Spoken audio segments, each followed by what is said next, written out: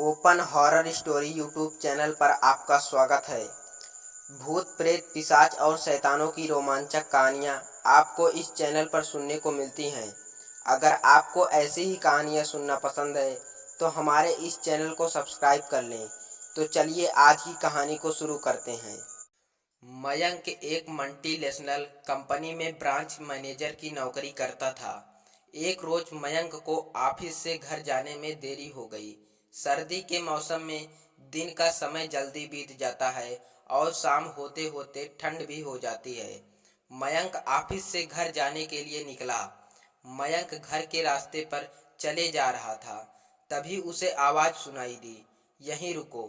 आवाज सुनकर मयंक वहीं ठहर गया और पीछे मुड़कर चारों तरफ देखने लगा, लेकिन चारों तरफ कोई नहीं दिखाई दिया। मयंक को फिर से वही आवाज सुनाई दी, सामने देखो। जैसे ही मयंक ने सामने की तरफ देखा तो जमीन पर कुछ चमकती हुई चीज दिखाई दी। मयंक को उसके पास गया और देखा तो यह कोई साधारण चीज नहीं बल्कि एक चमकता हुआ बेशकीमती हीरा था। मयंक ने चमकते हुए हीरे को हाथ में लिया। हीरे की चमक देखकर मयंक की खुशी का कोई ठिकाना नहीं रहा। मयंक इस बात से बिल्कुल अनजान था कि यह कोई साधारण नहीं बल्कि एक मायावी हीरा है। अचानक मायावी हीरे से आवाज आई, मयंक तुम्हें और हीरा चाहिए तो इस जमीन को खोदो। यहाँ पर जमीन के नीचे बहुत सारे हीरे हैं।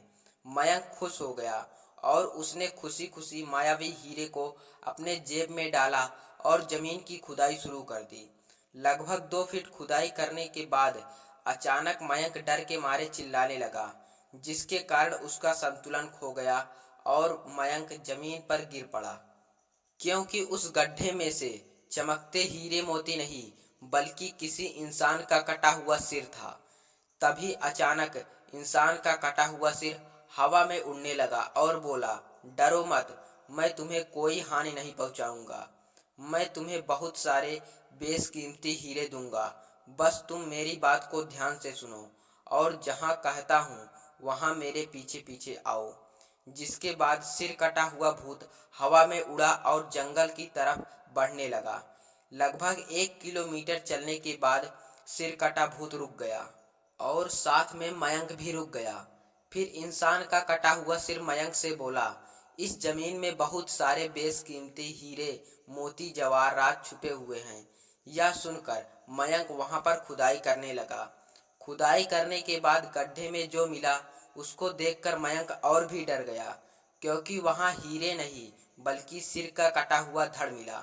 इंसान का कटा हुआ सिर कहता है, अब तुमको एक अंतिम काम करना है, उसके बाद मैं तुम्हें बेशकीमती हीरों से मालामाल कर दूंगा।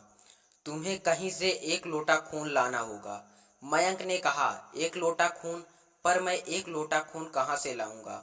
इंसान का सिर कटा भूत बोला, चलो मेरे साथ। वो डरावना चेहरा मयंक को अपने साथ लेकर थोड़ी दूर गया, जहां उसे एक इंसान जाता हुआ दिखाई दिया। सिर कटा भूत बोला, उस इंसान की हत्या कर उसका खून ले आओ।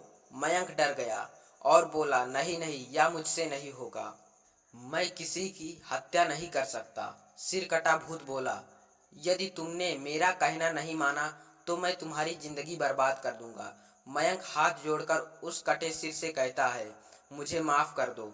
यदि मैं उस इंसान की हत्या करूंगा तो पुलिस मुझे सजा देगी और मेरी पूरी जिंदगी जेल में काल कोठरी में बीतेगी। कटा सिर कुछ तंत्र शक्तियों का उच्चारण करता है और एक छुरी और एक लोटा प्रकट हो जाता है।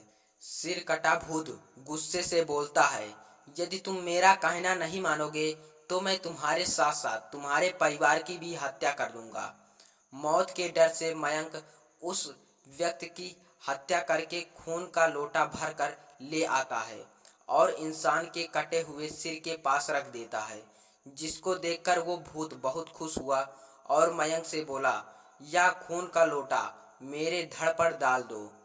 उस सिर कटे भूत के कहे अनुसार मयंक ने खून से भरा लोटा उसके धड़ पर डाल दिया, जिसके पश्चात सिर कटा भूत और कटा हुआ धड़ दोनों आपस में जुड़ जाते हैं, जिसको देखकर मयंक और भी बुरी तरह भयभीत हो गया।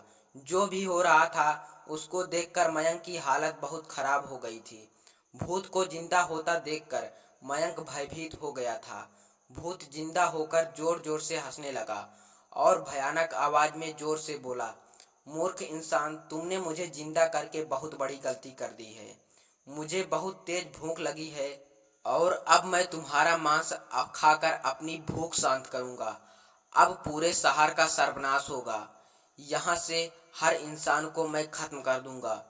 बुरी तरह से भयभीत मयंक के मुंह से आवाज भी नहीं निकल रही थी, जिसके बाद मयंक वहां से तेजी से भागता है, लेकिन भूत ने छलांग लगाकर मयंक को वहीं पर गिरा दिया और बोला, भागता कहाँ है?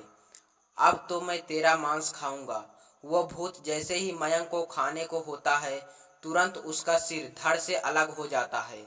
मयंक कुछ समझ नहीं पाता। उससे पहले मयंक को एक अघोरी बाबा दिखाई दिए। अघोरी बाबा ने कहा, बालक चिंता मत करो, अब तुम उस सिर कटे भूत से सुरक्षित हो। जब तुम खून से भरा लोटा ले जा रहे थे, तभी मैंने समझ गया कि कुछ जरूर अनहोनी होने वाली है और मैं तुम्हारे पीछे पीछे आ गया। मैं अपनी तंत्र शक्तियों से इस सिर कटे भूत को मार दिया है। अब तुम निश्चित होकर अपने घर जाओ। आज मयंक को जब वो रात याद आती है तो वह डर के मारे बुरी तरह डर जाता है।